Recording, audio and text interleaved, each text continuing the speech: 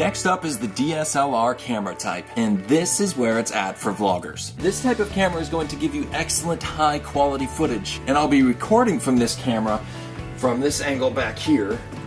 And this is a Nikon D3200, and it has a 35mm lens on it. If you don't know anything about lenses, subscribe now, because in the next episode I'm going to give a brief overview of lenses that would be a great place for you to start. In addition to that, in part 7 I am going to be giving my top 3 lens recommendations for your vlog. But since this episode is about the DSLR camera type, I'm going to focus on that. The DSLR camera type is typically used for photography, but they also take excellent video. As you can see, the video quality is far superior to the last two camera types that we took a look at, the smartphone and the handycam. If you're a beginner and this type of camera seems overwhelming, don't worry. It does have auto mode, where most of the settings can be put on autopilot. However, I do recommend that you learn the basics of photography and the camera so that you can use this camera to its fullest potential. In other words, it would be a waste to only use this camera on auto mode. You will be able to get more creative footage if you take the time to learn the camera and its capabilities. The DSLR splits itself into two parts, the body and the lens. The body's the camera and the lens is what the camera sees through and knows what to focus on. And the great part about that is you get to choose what lens you want to put on the camera. If you want to do close-up, there's a lens for that. If you need to zoom in a lot, there's a lens for that.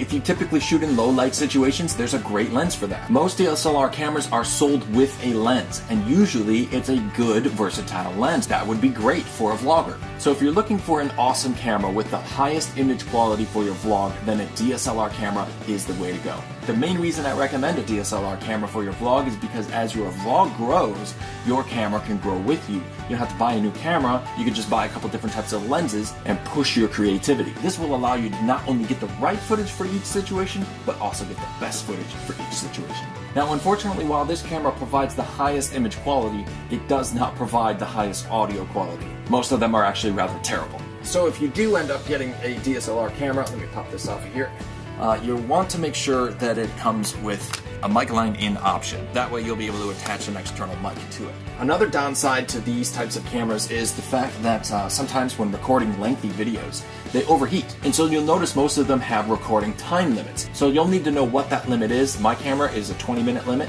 and I set a timer to remind me at 19 minutes it's about to stop, which actually turns out kind of nice, because when that timer goes off, I kind of take a break, take a sip of coffee, regroup, regather my thoughts, make sure I'm on track, make sure everything's still working, hit record, and I'm off and running again. Another bit of difficulty you might run into when using this type of camera is getting yourself in focus. I really hope I'm in focus right now. I should be.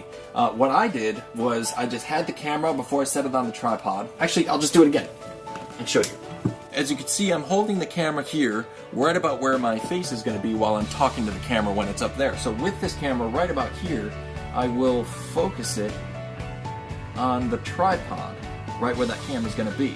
So now when I put the camera up there, it's the same distance, so it should be focused very well on my face. Another method would be to use the timer on the camera for a photograph timer and set the focus best you can, what you think is right. Hit the timer, go ahead and sit in front of the camera, let the timer count down and take that picture. You can look at that picture and see if you're in focus. Adjust, keep doing that until you're in focus. If you don't have the patience for that, an external monitor could be hooked up to some models. Not mine, otherwise I'd be using it.